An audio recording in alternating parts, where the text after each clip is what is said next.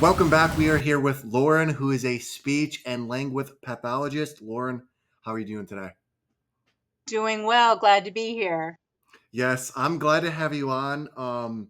You're actually the main reason with your practice is why I'm here doing this today. And without you and the things you taught me, I would not be hosting a podcast. So I appreciate you and what you've done for me over the past 4 years. Oh, wow. And I appreciate you because your motivation and your effort was the first step. So you have a lot Thank to you. be proud of. Yes. So, what inspired you to become a speech and language pathologist? I originally wanted to get a master's degree in deaf education. The University of Toledo did not have a deaf ed program. Speech and language pathology was the closest thing. Got into it and absolutely loved it. Not that it wasn't intense. I mean, Yeah. it was crazy intense, almost like studying to be a doctor. And I started out by shadowing people in the field, and then got into the program. And a one of my advisors actually gave me the strength to move on when I felt like giving up, and that was he said, I would not recommend this intensive a program if I didn't think you could handle it. And that just motivated me even more. The quickest way to get me to do something is tell me I can't. Yeah, absolutely. That's incredible that you saw an opportunity. You're like, I really want to do this, but this program's not available, and you found something because you are very passionate. You like to help people. You actually care, about the practices that you teach. You're not just doing it just for the money. Um, Absolutely. It's definitely not just for the money.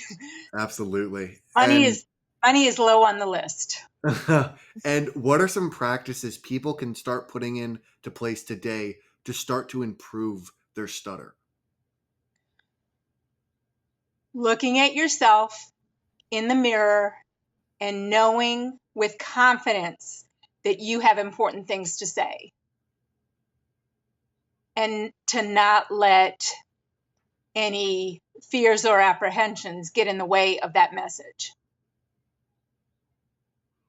Yeah, I think that's a very important step, and I think something that you taught me in the beginning was realizing that I don't have to speak fast, and I think that was probably one of the most groundbreaking things of like, oh shoot, I thought I always had to speak fast. I thought there was no option, right, to slow down.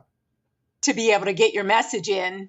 Yeah, absolutely. And like I mentioned earlier, without you and your speech practices, I would not be here today doing this podcast and interviewing you because I wouldn't have the confidence. What drives you to want to impact people and help them with their speech? I grew up overseas. My first language was not English. I struggled with communication.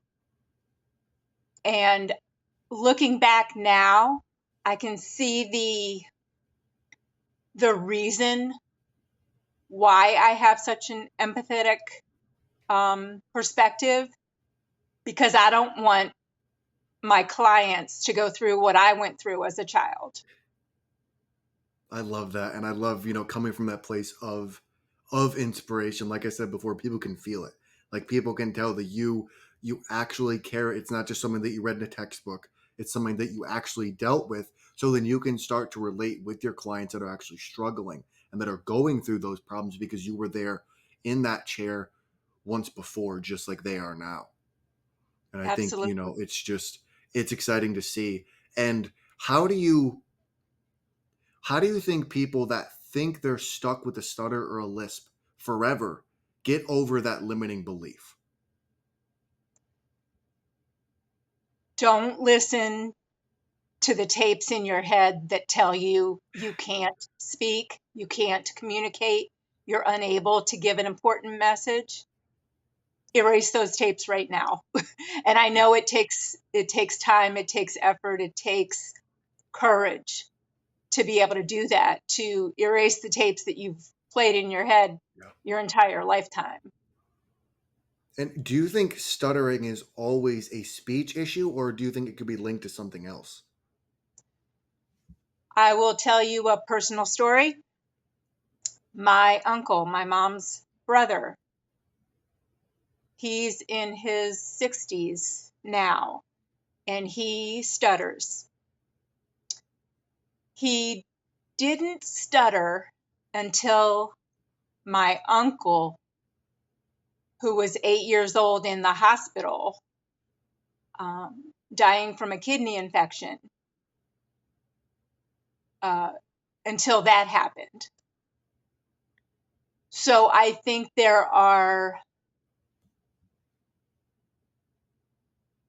personal situations, traumas that could impact the speech.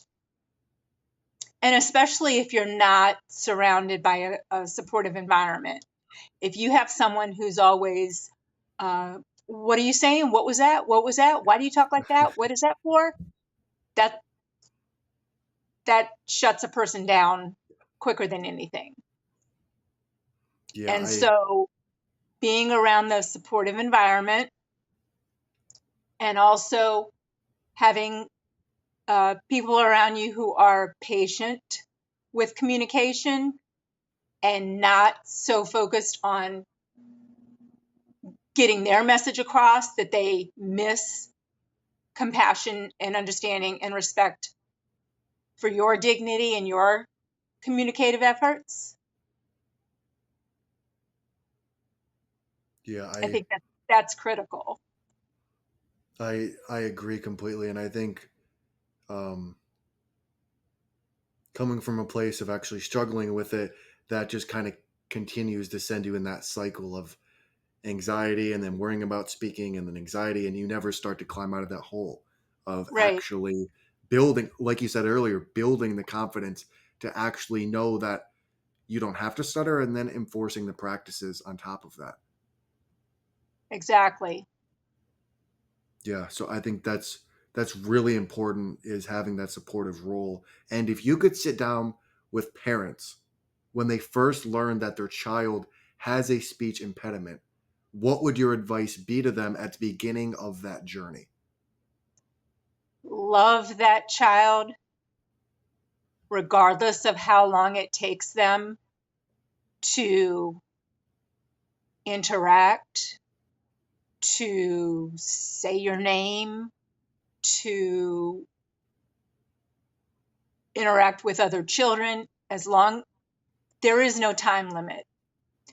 And uh, the best thing I can say is something that I saw, and that it motivates me as well. Your speed doesn't matter. Forward is forward. Kind of like I'm not where I want to be yet, Yes. but I'm not where I used to be. Yeah, And so looking at it from that perspective, that helps the courage and the self-esteem as well. absolutely. 100%. And I think, like, not rushing. And for parents to know, I would do my best to get across to parents, it's not their fault. It's not anything that they can do, and their child is not someone to be fixed.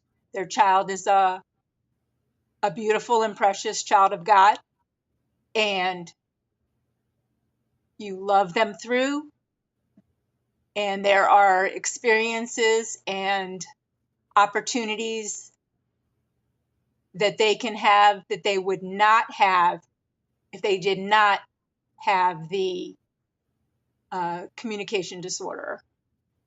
And is there any practices you would recommend those children to start implementing into their life? If that's like reading a book, if that's reading out loud, is there like something that you would personally recommend to kind of start that journey of like curing their stutter and making an improvement on it? Definitely reading every day. infiltrating language into the day, talk through everything you do, not necessarily correcting the child, but just talking through. And if they have a message that they're getting across to you that you don't particularly understand, to repeat back to them what you think they said. And if you're wrong, they'll let you know. They'll let you know what the message was supposed to be. I just think treating the child as a competent communicator, regardless of the issue, and they will show that, they will model that over time. Yeah, May not be as quick as the parents want, but forward is forward. absolutely. And to go kind of personal, or the more personal side of things, in life, every human is dealt a different set of cards. Those could be, very bad things or very good things. What do you think separates the person that takes those cards and tries to win the game versus someone that just gives up on life? I think there's a tendency for people with disabilities to set excessively high expectations of themselves, whether that's a physical disability, a communication disorder, or whatever the situation may be. I think it's important to have an appreciation for yourself and value yourself before you can project that confidence.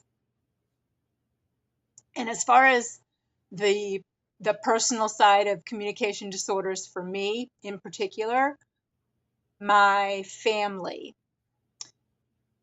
My mom and my grandmother passed away from Alzheimer's. My cousin has autism. Our 19-year-old niece doesn't walk, doesn't talk from the seizures from the first week of life on the language part of her brain. Like I said, my uncle stutters. Uh, one thing I have to say about our niece, she may not say a word, but she communicates volumes. Just because you can't speak doesn't mean you can't communicate.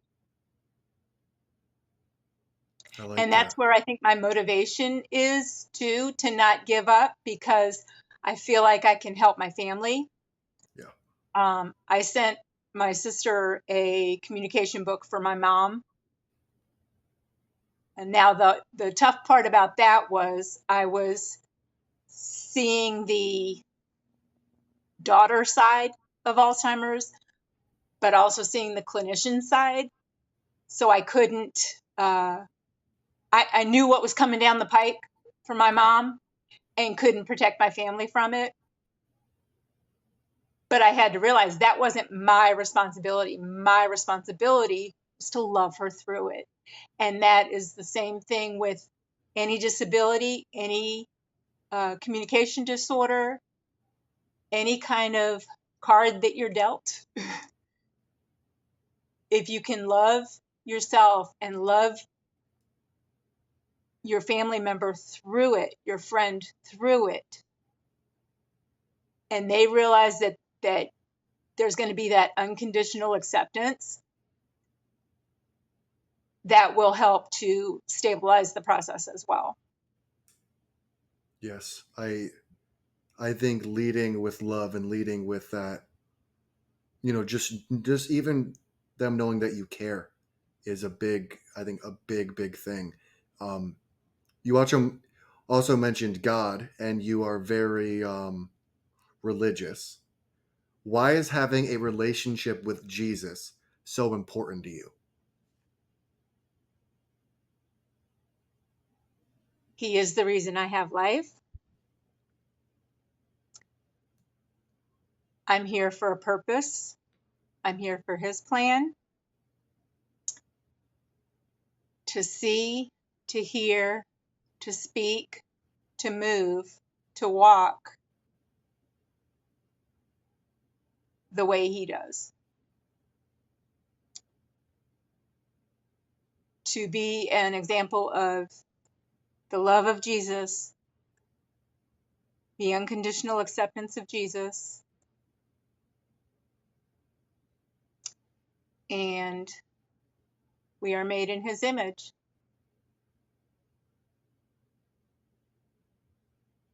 Yeah. I was scrolling through your Facebook page last night doing some research, and I saw a lot of a lot of the quotes and a lot of the Bible, um, just verses and things like that. And Mhm. it's always exciting to see someone that leads, because I'm not religious, but I also see a lot of value in the things that he says and how he always leads with love, compassion, and sees what people can be, and Mhm. sees that part in them. So I think it's very it's very interesting seeing his teachings, and I always like to look deeper into them. I have two more questions for you. Your mother has now passed away. um Yes, what is your favorite memory that you have with her? that's difficult to respond to because there are so many. But I think the most important words of wisdom that my mom gave me when I graduated from high school, didn't know what I wanted to do. She said, go to college to find out. Um, and she said, before packing me up and sending me off, she said, if you love what you do, you will never work a day in your life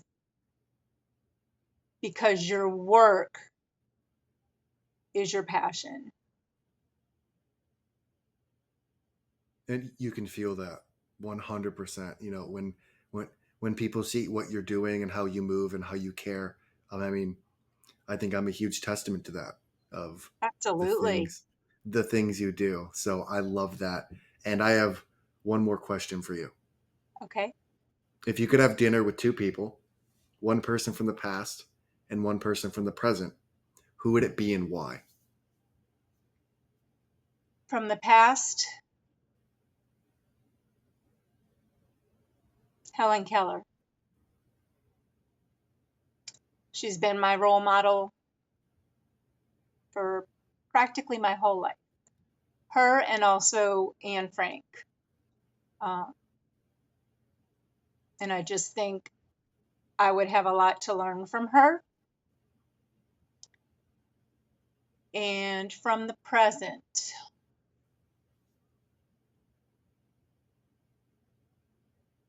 I would say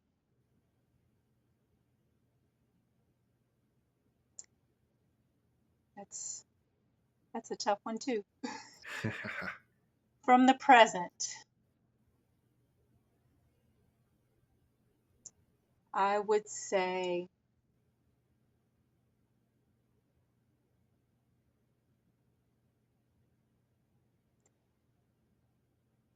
my family. We're all in different states.